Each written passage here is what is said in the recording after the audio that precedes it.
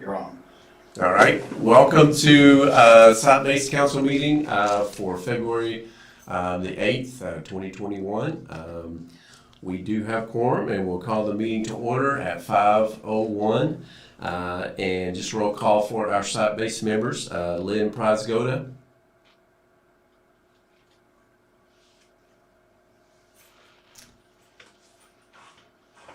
I was totally here and I'm trying to take notes. We started at 5:02. Okay, sorry. And we do have this right to take our notes here tonight, so I know Ms. Pickles is We are trying to. released from duty, no hands. Yeah.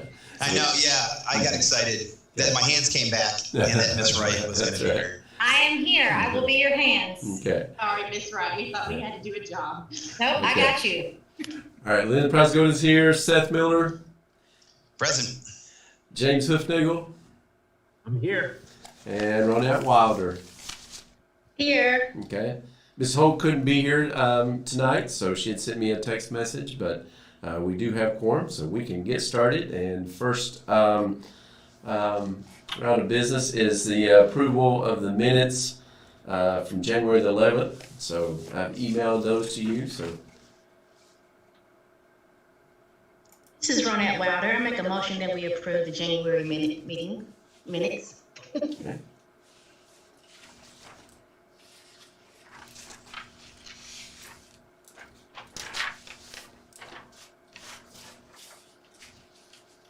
We just need a second when you're ready.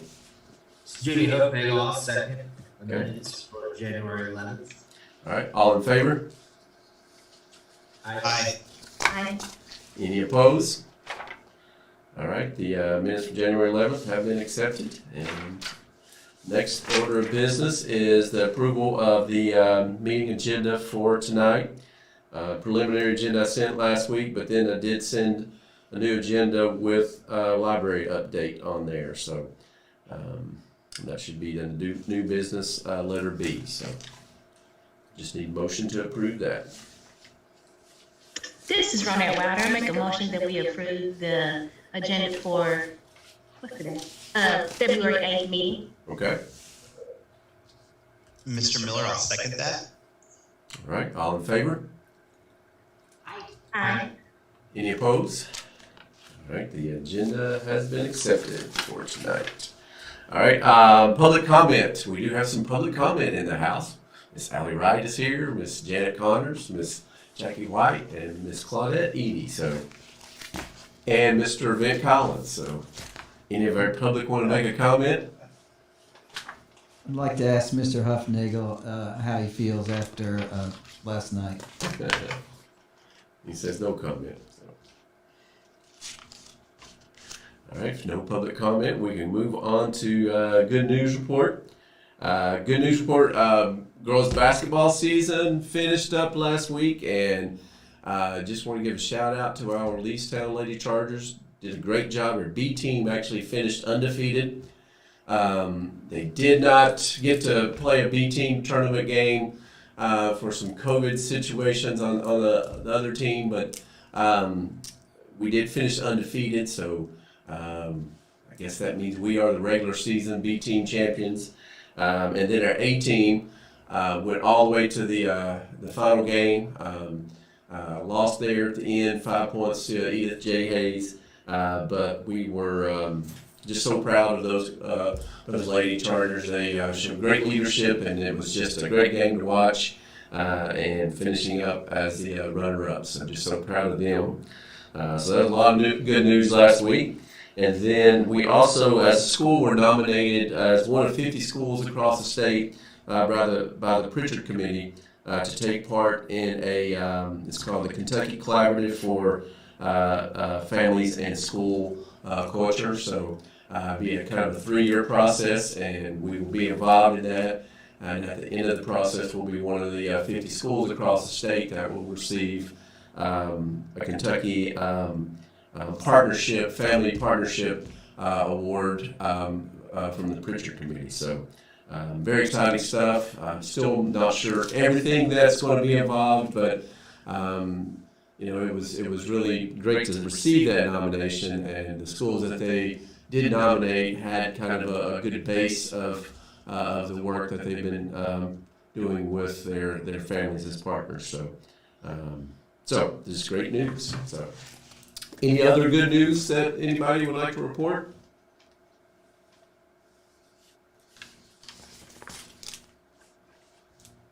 I believe that before we meet again, Mr. Wilson's orchestra will be honored at our KDA, our State Music Teachers Conference.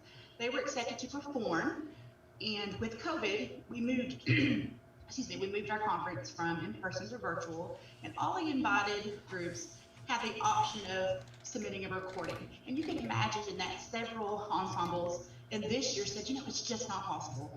And a big letdown of, our students earned this recognition, and Mr. Wilson has somehow pulled it through. They're able to submit a recording, even though they have not met in person one time since the announcement that they were invited to KDA. And so we're looking forward to that. Normally, KDA is this week, and it was with the online virtual conference. It's actually going to be next week. And it's going to be like on-demand television. So you don't have to be online at any specific time. But everything will air live in the evenings after school each day. But if you're unable to log on at the exact time of the Leestown premiere, it'll be available to see at other times on demand, which is kind of nice because when you're there as a participant, you can't see every single concert that you want to go to because they're in different locations in downtown Louisville. So very, very proud of him, and I don't know how, never having seen his students in person, he was able to pull that off, and I'm looking forward to hearing his students. Yeah, that's a big honor. They played at the festival a few years ago, but yeah, when he told me about what he had to do in the video, I'm like, there's no way you're going to pull this off, but he has, and just really looking forward to seeing that. So, Lynn, when it's available, I guess we can just push out a link to all of our families so they can watch that. Is that correct? I believe so. Mm-hmm. And even if you're not able to I know the admin can log on to the conference for free for sure, but I think what Mr. Wilson has submitted could be shared as a link to anyone, and it's similar to the tiled choirs that you've seen. I believe that's what they've created. So each student has recorded separately at home, and someone has engineered that to blend all of their sounds together into one mass performance. Yeah, well, that's awesome. So, yeah. All right, lots of great news then. We look forward to seeing that. So I was going to say, speaking of on-demand and blending, Science Tonight was also, I think, a big success. Miss Edie in the Science Department and a bunch of our awesome students were able to pull that off too. So just another example of on-demand awesomeness. That is correct. I'm sorry that I left that out initially, but Science Night was a great success. And just looking at it the day after that it aired, I think we were already up to 600 views on that, and I think it's even more now. So. Great job, the Science Department and Miss Edie. We watched it as a family that night. It was really entertaining and just a great job. So you really set the bar high for the other content nights this year. So. Yes, I want to say that we enjoy it as well as a family, especially Mr. Miller's family. Yes. I was noticing your wife is trying to keep the hands away. We thought that was really, really funny. But yes. It's good. I'm sure it's just a normal night at our house, right? Yes, thanks for getting that in there, Mr. Miller. So. All right, moving on to old business budget updates. Like we've been doing, if you want to take the school activity fund report first, if there's any specific questions about school activity funds, I'll give you a minute or so to answer those. Again, a lot of these funds aren't moving right now because we haven't been in school. But you can see probably like girls basketball, we just finished that, so their budget is a little bit higher than it was a month ago because they did have a gate. Not selling too many tickets, but they did sell a few. So any specific questions about school activity funds? they're going to let everything carry over into the next school year without having to spend things this year? Yeah, I think we'll be fine with school activity funds carrying it over. We won't with Munis, so Munis will have to spend that. So, but school activity funds, the idea behind that is it's money generated this year to be spent on this year kids, but I don't feel like they're going to press that too hard, or they would have. I feel like they would have said something about that at this point in time, but I think we would be good to carry the money over. So, any other questions? The next report that you have as well is the operating budget. And remember, we have Section 6, which we're not spending a whole lot right now. And then Section C is kind of what we're operating on. Section 6, we will be able to carry a percentage of that over next year. And Section 6C has to all be spent this year. It was the contingency that we carried over for this year. So again, with the Section 6, we're around 88,000 there, and Section 6C around 59,000. So the next 2 months, we'll be spending a lot of money to get those budgets down. So again, I'll take any questions. Can you repeat those numbers, please? Yeah, the Section 6 on the ledger, we're reporting 88,583. And 6C, we're at 59,416.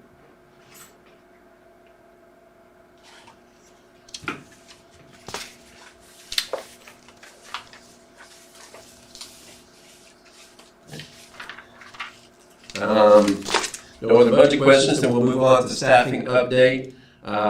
We have had one hire since we last met, Melissa Clemens.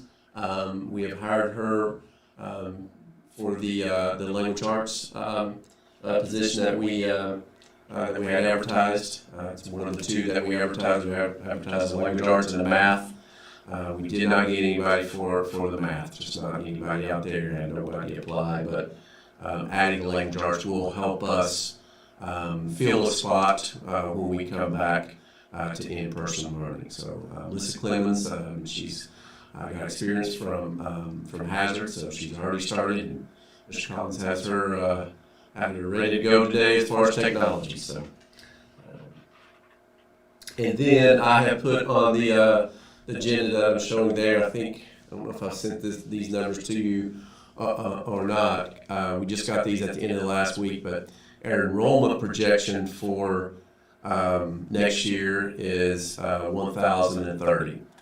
Now, it's really hard to do that this year because Fayette County's lost a lot of students to private schools over the COVID situation.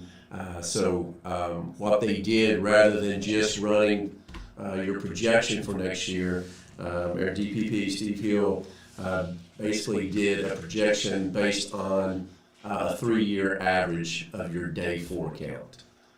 So it comes out that that's a pretty good number for us, 1,030. We could actually come in a little bit over that, I feel like, in the fall of next year. But 1,030 really helps us. That's a higher number than we were projected last year. But our day 4 jumped up. I think we were almost 100 students more than what we were projected for during our day 4 count. So what happens with this number is then we will get a staffing formula based on this enrollment projection. But this is 100%. 1,030 is 100% of the enrollment projection for next year. So we will be staffed based on 98% of that. So that takes it down to 1,009 or something like that. So basically, what that means is we may be a 0.5 short from where we were at day 4 this year, or it may just be a wash and we have the same amount of positions.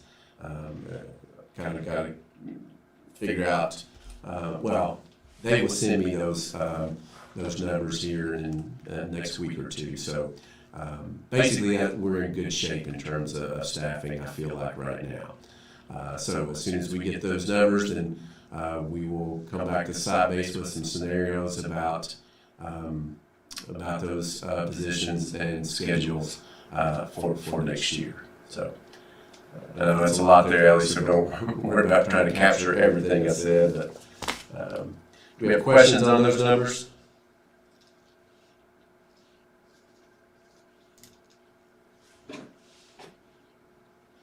All right.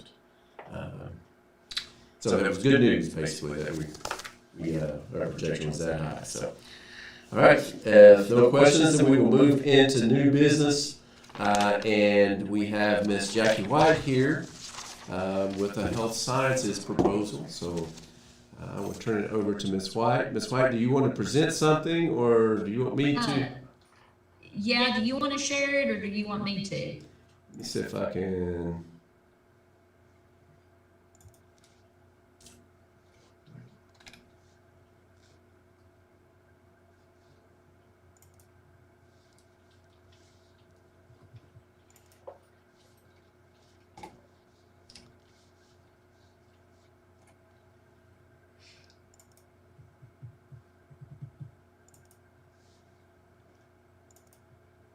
All right, Ms. White, I just made you a co-host, so Oh, okay. does that work? Yeah. Can y'all see that? No, it doesn't look like you're sharing it yet. All right. Oh, okay. How about now? Yeah, it's just loading. Yep, there we go. Okay. All right. This makes the second year, I think, that I've taught. I call it emergency procedures. It's in the health science pathway, and this is an 8th grade class. And for our students to get, that is the goal. Well, there's 2 goals. One goal is for our students, all 8th graders that have my class, that take my class, to be certified in first aid and CPR through the American Heart Association. The reason why that we choose, or I choose, the American Heart Association is because the students who are interested in choosing a career in the health science pathway, they have to be certified through the American Heart Association. So just to keep it all the same. So what I'm proposing is the following supplies. Okay, these are needed to certify and teach students the knowledge and skills for first aid and CPR.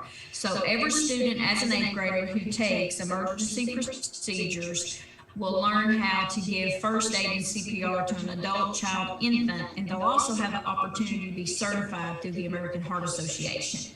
So they're going to gain that knowledge and skills on how to save a life in various emergency situations. Now, we got 2 scenarios here. We have the students who want to go into the health science career pathways, but then we have students who might want to do something else. But it's still going to be beneficial to both groups because it is something that they can use the rest of their life. It's a lifelong.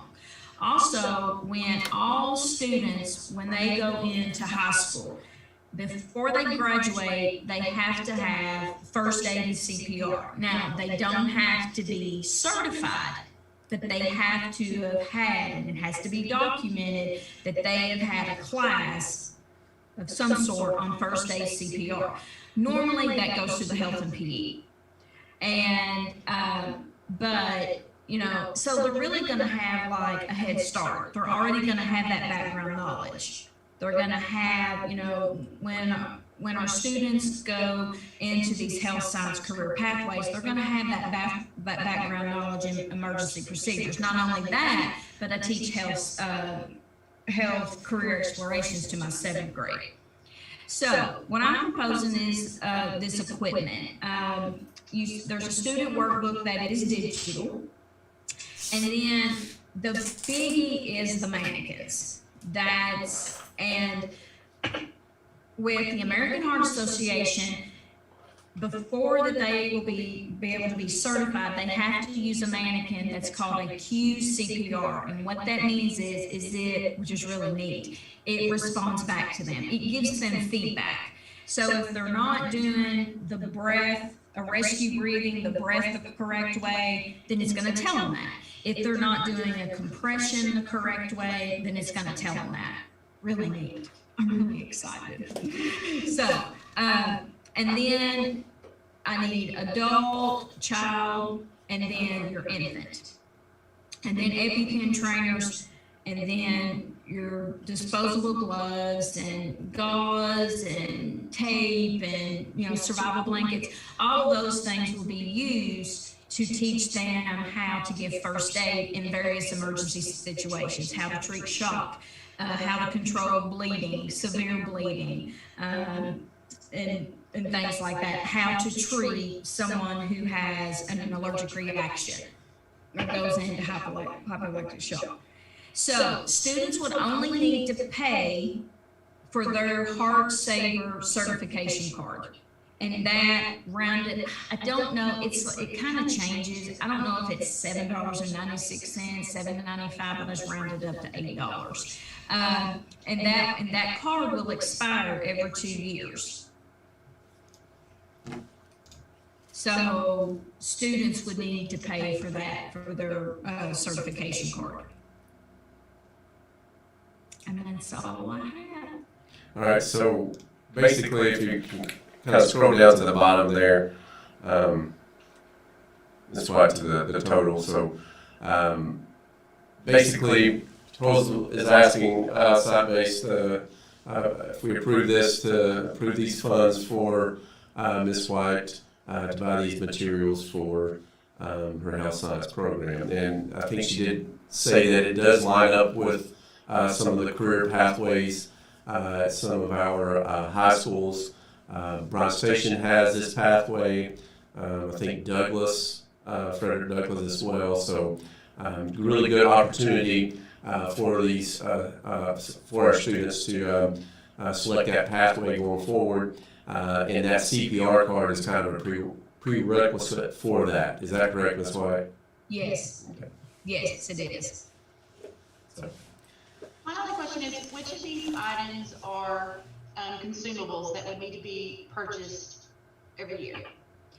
That would be your gauze, your bandages, your tape, the survival blankets wouldn't, that's for shock. Your disposable gloves, because I do an activity with them where we talk about PPEs and they learn the correct way to dispose of the gloves so they don't become contaminated. The EpiPen trainers will not that's something that will last along with the mannequins. And now the replacement filters, that, because this is their like valve, like their mouthpiece, like these right here, we wouldn't have to replace the CPR mask.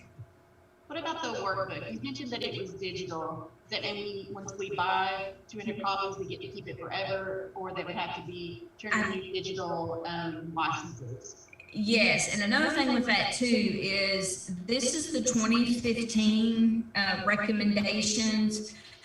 And I know that the American Heart Association last year was in the process of coming up with new recommendations. But I think with COVID and the pandemic, I haven't seen anything updated on that, but I know that that is coming. But yes, I think the student workbooks, it's just a one, if we get 200, then that's just for 200. I think once those are used up, then you would have to get more, like every quarter, or, 200, I have that as a semester.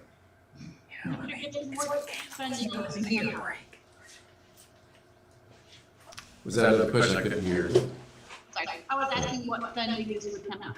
Oh, okay. Yeah, this would just be, we would do it out of our Section 6 budget. So, or actually, I would probably buy it out of the Section 6C, part of that $59,000 that we have. So, and our hope is to basically kickstart this program, and then some of the consumable items that we have to buy every year, then what we would do with Miss White is we would have her request Perkins funds from the district to help pay for those. We kind of got in on this late last year, and we did get Perkins funding last year, but the majority went to help establish their greenhouse and their ag science program. Kickstarting this, and at this point in time, then we would help us get the program established so that we will be eligible for those Perkins funds going forward. So whether a student paid their $8 or not, this would be part of the content. Everybody would learn it, and the students that wish to get the card could get the card, but everybody's getting the content. yes, Cool. Yeah, and which would prepare, go ahead, Jack. I'm sorry. which would prepare them and give them kind of a head start as they're going, as they go into high school. Yeah. Ms. And White, Sorry. did you say, I'm sorry, did you say that they'd be practicing their rescue breaths? I know like from year to year, it seems like they change it. Like you do it, or you do rescue breaths, and then they said you don't do them. I'm just more wondering about, during the pandemic, are they going to be using the same mannequins, or like, Well, how do you do that? Well, I mean, as of right now, where we're not in person, and even when we get back in person, we wouldn't be able, to do the mannequins. But now with the recommendations, yes, the recommendations have changed. It used to be like 5 compressions to 1 breath, and it's 30 compressions to 2 breaths. So they're changing that up all the time. And then of course when we are in person and we kind of get back to some normalcy, then we got to clean them. I have to clean the mannequins and the face mask, but this little replacement filter, that's a consumable that would be theirs. Thank you. And just like this question about warranties, like on the equipment and things like that. Do you know anything about, when these, I guess when the resuscitation dummies are expired in terms of, Yeah, I know that like Patty Berg at Southside, and I'm sure a lot of the other high schools. Well, they use AED Superstore, and I'm sure that these have warranties. I haven't looked into that yet, real close. But I mean, I can get that information for you. But I'm sure. But I know Patty. She's had hers for a while. Yeah. The QCPR, and I mean they last. Yeah. And we did. Miss White's been working with Southside on this for almost a year now. I guess, haven't you, Miss White? I mean, it was about this time last year that we'd sent her over to collaborate with Southside and basically, start building this program. So this will allow us to take, health and, put it on a career pathway that will align with some of the high schools. So. Mr. Gibson, I know we're going to have a little different budget situation next year with the carryover and allotment stuff, but am I correct in that the district is going to be taking care of Chromebooks and purchasing of that nature going forward, or is that not? Yes, so we've been told this this would free up funding for things like this that I think are very important and literally could save a life. So I think if we have to spend $500,000, whatever it is every year to sustain some of these things, I think it's probably a good use of money in the big picture of things. So. Yeah, that's a good point. We were the last few years always encumbering a lot of our budget to buy Chromebooks or Chromebook carts and things like that. So that's no longer something that we're going to have to furnish. Isn't that right, Mr. Collins? That is correct. Okay. Well, and to get the program started up, I mean, it's, you know, this right here, the 4,632, I mean, that's, you know, it's not gonna be that every year. You know, like I said, the majority of it is the mannequins. Now, would I, you know, this gives me 8 mannequins. Well, I'll put 2 kids to a mannequin that's a class of 16, or I may have to put 4 to a mannequin. But, you know, but I can work, so, you know, this right here is something that I would like to add to, you know, so I'd love to get it to 2 students to a mannequin, but, and then the same thing here, that gives me 8, you know, 8 infants. So, I mean, I would love that for every 8th grader before they left Leestown to be certified in first aid and CPR. This is something that I'm very passionate about, and I'm so excited to get the program started. I'm learning. I do, as Mr. Gibson said, I do reach out to Patty Burke and to other there in the district too. Yeah. Well, I'd like to make a motion to accept this proposal as written. Okay. I'll second. All right. All in favor? And this is Mrs. Wow, I have one thing to do. Sure. With looking through the PTA fundraising, there are some ways where she can put some things out where we can put out a wish list, and then companies can go to her wish list and help purchase these too. So we can try to do that to kind of get her more mannequins and things, you know, come in the coming years to come, where you don't have to keep paying for it. Yeah, of course. Okay. All right. All in favor? Aye. Any opposed? All right. Hassas's proposal has passed, and we have moved Ms. White's classroom to the back hallway now. She's with an exploratory all the way to the end where Ms. Stevenson's classroom was last year. So a big room that we're going to transform that into the Leestown Health Sciences Center, or whatever she wants to call it. That's awesome. Yeah. So. I'm very excited. Thank you so much. It's going to be amazing, and I'm going to work hard, and it's going to be the best. I'm a go-getter, and we're going to get it done. So I'm so excited. We got to get back in person. All right, so we'll get you. You can do the POs to order that stuff, Miss White. So we'll get that Okay, taken care thank of. you. And then Miss Lane has been moved over to where Miss White was last year, so she'll have easy access to the greenhouse, which will be out there on that side. So, all right. So next up we have Miss Edie and Miss Connors for library update. Is that correct? That is correct. So I want to give a big shout out to Ms. Connors because she does a lot of work at school, curbside, hands-on with the kids every week when I'm remotely teaching and remotely doing things here at home. So Janet keeps the fires burning at school. So huge shout out because she has made a huge impact to families and through the PTSA and also through curbside pickup. So kudos to her because she's amazing. I do want to share my screen, so I want to share some good news about the program and things that are happening. So Mr. Gibson, if you can, there it is. All right, let me move your all spaces off that so it's, everybody isn't oh, please. Okay, so this is a good news and sort of give you an idea of where we are in the programming that we are offering to our students and our families right now.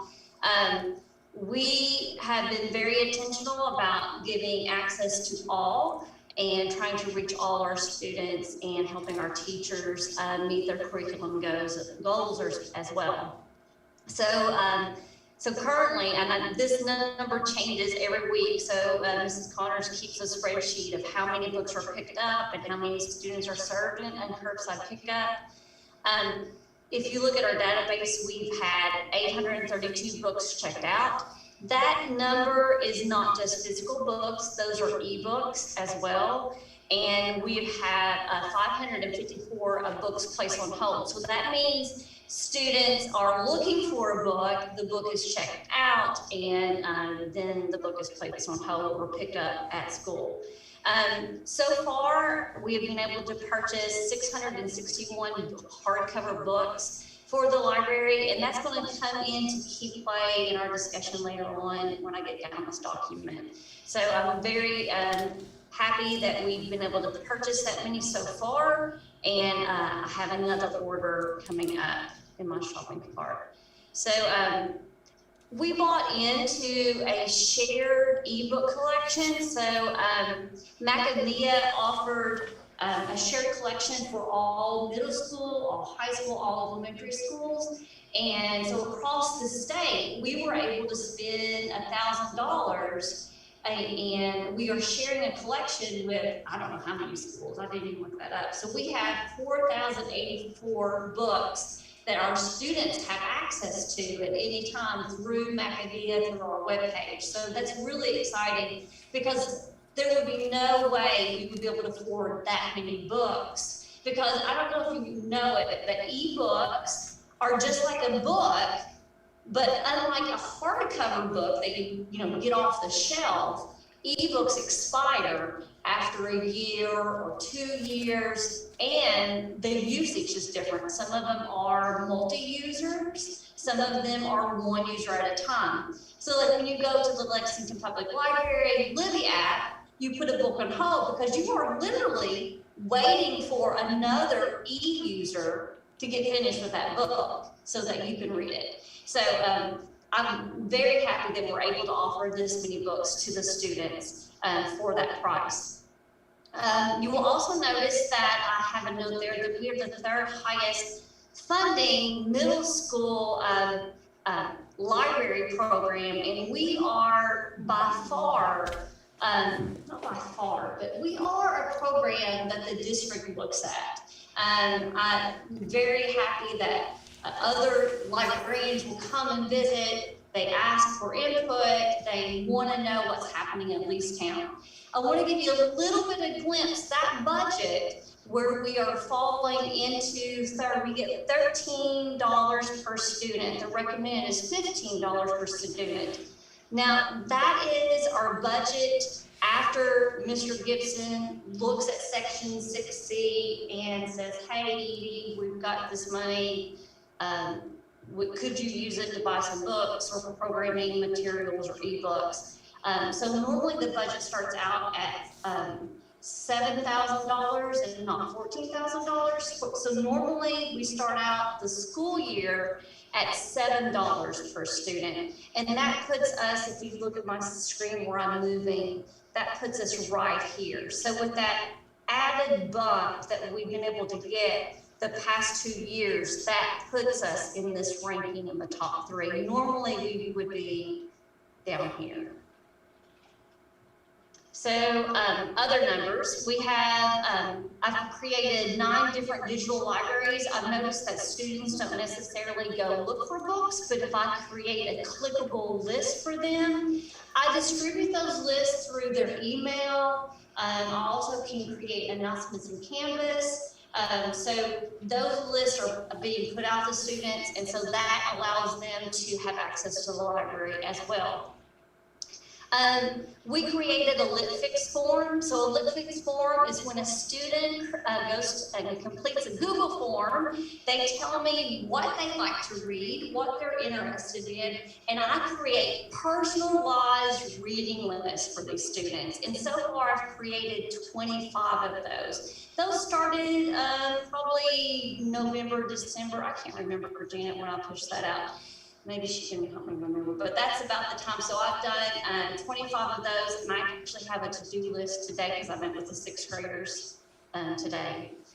We were last month the #1 district-wide ebook user for January. So our students are at least clicking on them and reading them and listening to those audiobooks. So that's pretty cool. That's through Sora.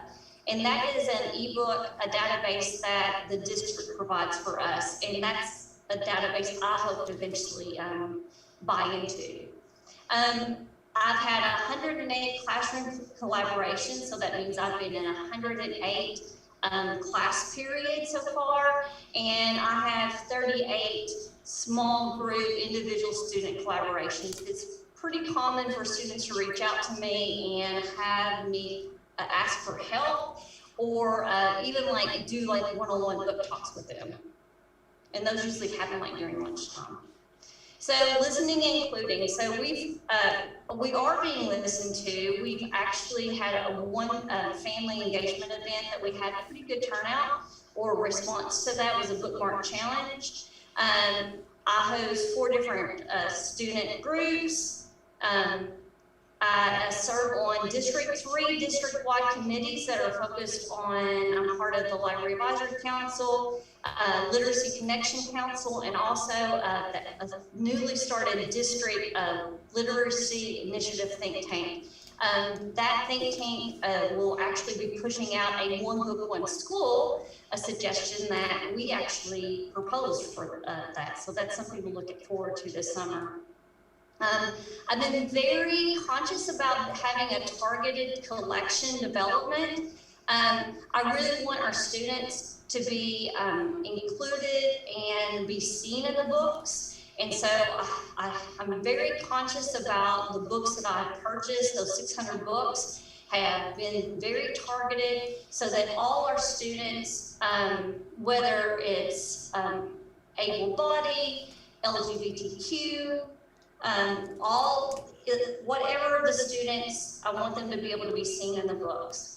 So when you look at our collection, the current age is 2012. The goal is to get the average age to 2016. So we have an older collection. We also only have 7.1 items per student, and our goal is 15. And that is a goal that is always ebbing and flowing, and it's really hard to get. I'm not so much worried about the number of books per student, but the age is definitely a factor that I'm conscious of. Because as you would guess, the older the books are, the less diverse the characters are. So our budget provides lots of things. So with our $14,000 budget that we've received over the past 2 years, we've been able to keep our books up to date and relevant.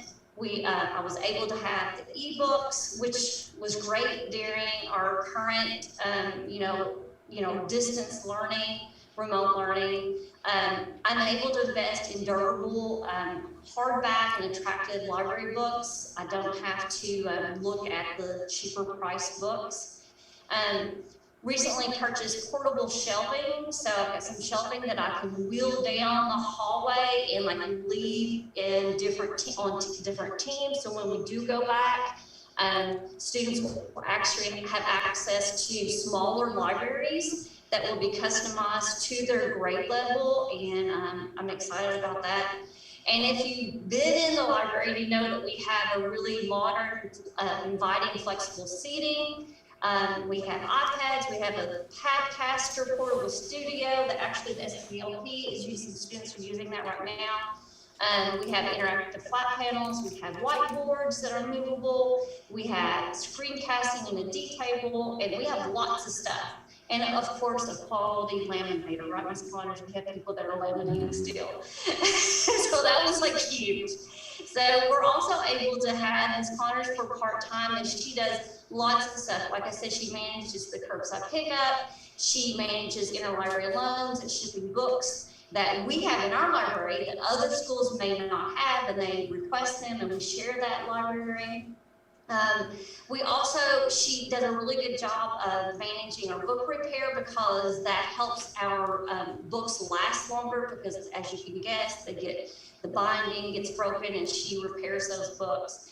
She also will comb through database and help us clean it up so students can search for books more easily by keywords. And we also, like I alluded to earlier, we're trying to really look at the collection and analyze the collection and look at specialized audiences in diverse categories. And so she's going through and helping those be identified. We're going to be identifying young adults. We also have a a rainbow sticker that will be on the inside of the covers for students who are looking for those books. And what else? And then when we're in person, she coordinates volunteers and helps us with reading rewards and other things. So with continued support, we'll be able to bounce back from our COVID losses. Now, in district meetings, I've heard rumors that they're hoping to get some funding from the state level that will help like sort of rebound because they know Chromebooks are going to be lost and things like that. That they're hoping to be able to share some funds to the libraries, but I don't know if that's true or not. So the cost expected, we already know we have about a $3,000 loss from books that were checked out by sophomores, juniors, and seniors last year. I've already sort of checked that off that we're not going to be able to get that back. We currently have 103 lost books that I know of and 427 books that are overdue. So I'm expecting our loss of being a total, not including this $3,000, about $11,000. And since I haven't been able to do any book fair, those profits, which I buy books and STEM materials and things like that, are about $4,000 a year. So looking at the collection, like I said earlier, I'm really looking into making sure we have a diverse collection. Currently, we only have 25% of our collection promotes diversity, equality, and equity and inclusion, and 36% identifies social emotional intelligence. So I know that that's a big part of our curriculum now, and so I'm hoping to develop more of that in our collection. So next year also, we will be looking into like ebooks, audiobooks, and things like that. I probably will not buy into the Macavia share collection. I probably will purchase books that will show up in the Sora account. It's convoluted. And also our collection is outdated. We have about 60% of our collection is outdated, which means it is older than 2000, and my target number is 2016. And in nonfiction, we try to keep it around 2011. So that is our good news report. Okay. So, and you know, the book fair, I know that's a big loss. We have a large book fair here at Leestown, and I know that's a big hit to the library because that's a lot of your operating budget for incentives, rewards, and things like that. Is that right, Ms. Edie? Yeah, so book fair is a huge chunk. I buy books with book fair. So we have, that's multi-layered. So a lot of our parents and students will donate money. Scholastic will match those funds, and we're able to buy books off the book fair. Then also we buy books with our reward money. We buy all that STEM stuff that like even science departments and other classes will borrow those tools, tech tools.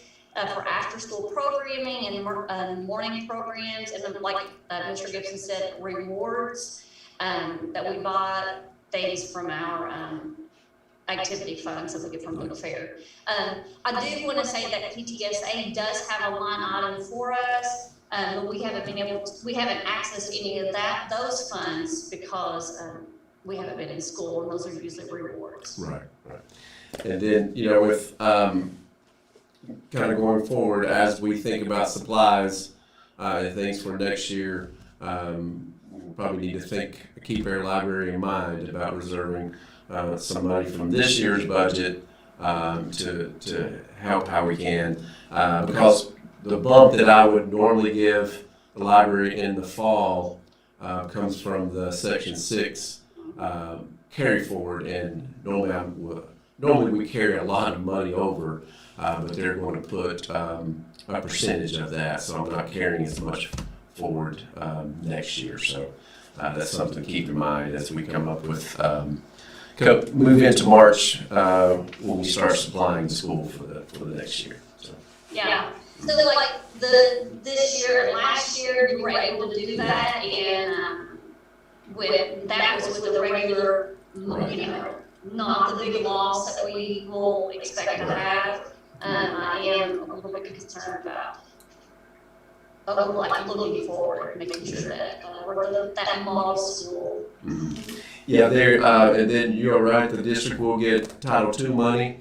And it's gonna be a large chunk of money, but there's gonna be a lot of hands in that. You know, we've had losses across the board in all areas, so, and then I know Summer Learning will take up, probably a large chunk of that money. So I'm not sure how much will be directed, toward media services, so, but that's just things that we need to keep in mind as we start looking at budget items going forward, so.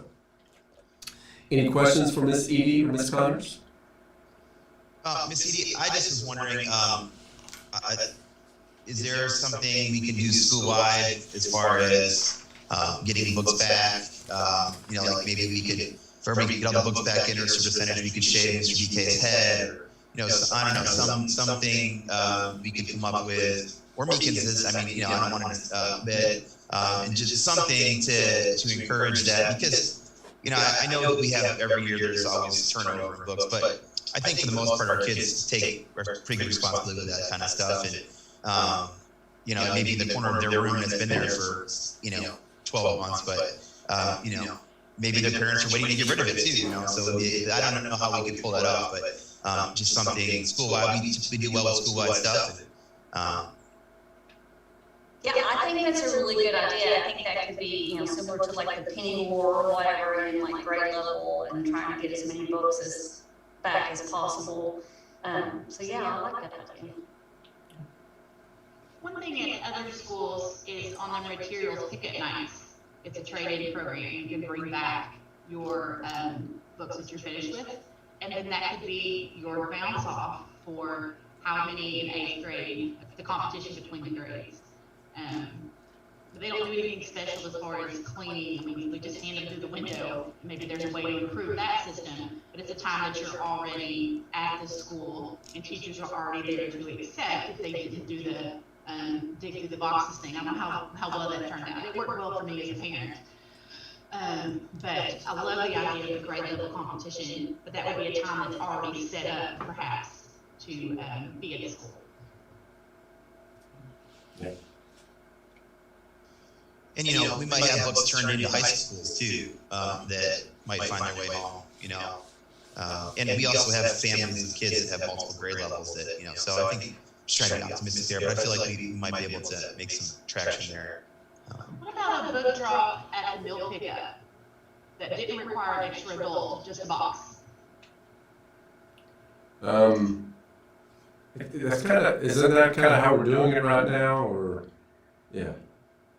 But if it was taught as a competition, and it was just, hey, while you pick up your food. Right. Yeah.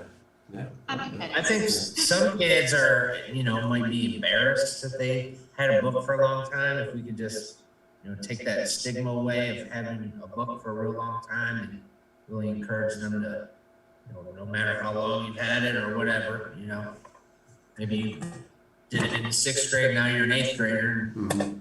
It's been sitting around, so just maybe save us some money Yeah. in the long run.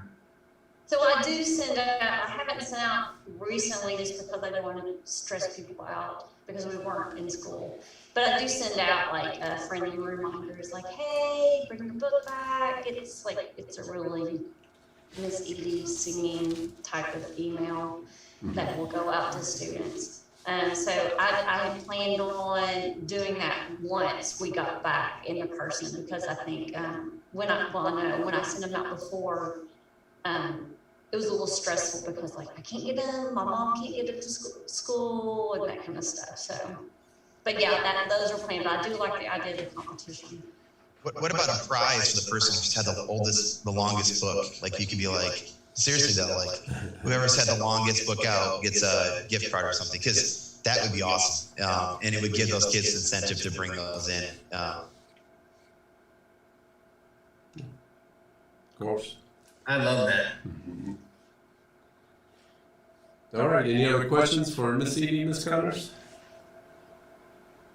Thank you all for listening, and I appreciate the support. I mean, like I said, we do have a really amazing program, and I'm proud to brag to other people in the district about our program. Yep, and that's busy. Ms. Connors is out there every afternoon taking books out and picking them up. So they are really using the library, which is great. So, all right, thank you all so much.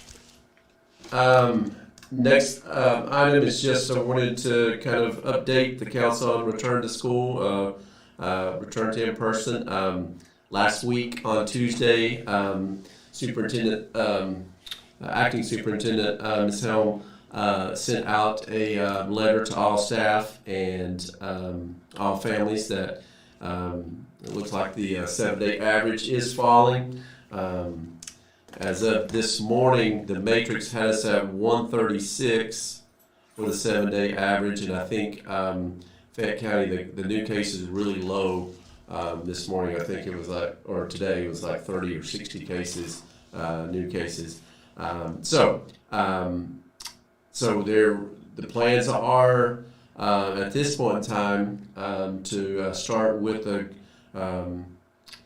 gradual return to in-person learning, which would mean that kindergarten through second grade would start next week on the 16th, Tuesday the 16th, we're out on Monday. And then they will look and see what the data looks like. We'll look at all the logistics. Do we have enough bus drivers? Are there issues in schools? And as soon as we possibly can, then start the 6th grade.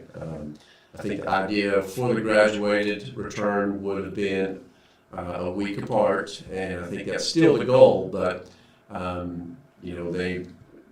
it's not that's just a tentative start date that for the 6th grade on the 22nd right now. So we will know more tomorrow. Tomorrow is the Tuesday update. So if anything's pushed back, they will let us know tomorrow. And then we are getting ready. We're here we are on a big timeline of things to do here on site every day. But if things work out, then you would expect to see the 6th graders return to school on February the 22nd, and then the 7th and 8th graders the next week, March 1st. All employees report back when any grade level reports back in their building. So, for instance, kindergarten through second grade is starting, so I think all elementary staff is reporting back next week. And we become a hub next week for some of the Sandersville teachers that have students at Leestown, so we have maybe 10 kids that will be dropped off here on Tuesday. And we have a plan for how they will do their online learning those 4 days here at Leestown. So that's kind of where we're at right now, and there will be more information come tomorrow in terms of solid dates and solid start dates. Now, if you follow the news in it all, we've got also a winter storm. Looks like it's heading our way midweek, and I think it's some bad weather again next week. So I'm sure that they will take that into consideration as well. When solidifying those dates. So, any question about the return to school? Hopefully the bad weather will keep people home. Yeah, that's right. It's high, so I don't think you have any choice. All right. With that, field trip requests. Of course, we have no field trip requests. We have no PD requests, but we do have a fundraiser. And if I can show you my screen.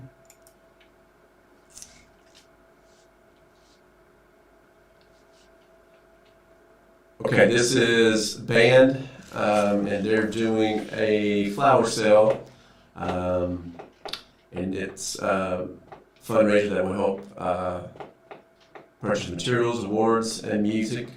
And the date scheduled is March 8th through 18th, and they did a poinsettia sale, I believe, in the fall. So They have a process where they have pick up and drop off for that, and it's very organized. So I think they were able to make some good money off of that. So they are trying it again. So we would just need a motion to pass the fundraiser. I make a motion to accept this fundraiser request. This is Ms. Wilder. I second. Okay. All in favor? Aye. Aye. Any opposed? All right, band fundraiser has been accepted. So, now, Ms. Connors, we didn't have a PTSA announcement, did we? I'm sorry, what? We did. I wasn't supposed to have a PTSA announcement at this meeting, was I? No, just that we have that Internet Safety Week this week. Okay, that's right. I should have said that in the public comment. So internet safety, all that information went out to parents. You want to talk about it real quick, Ms. Connors, before we adjourn? The National PTA put together this week. Tomorrow is actually Safer Internet Day, so this entire week is Internet Safety Week. Every night at 7 p.m. there's a session on different topics, including including families talking about different topics, including the most important or the most interesting one to me is Thursday night. The creator of TikTok is going to be talking to family. That's something you might want to tune in. But if you check out the parent newsletter, there's a blurb about each of the sessions and how to get on it. I'm going to send another IC blast out as soon as we're finished too. All right.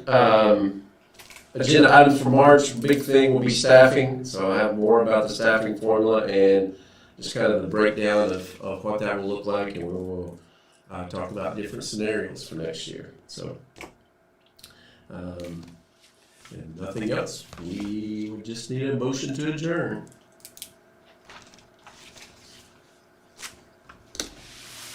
Mr. Miller motions to adjourn at 6:04.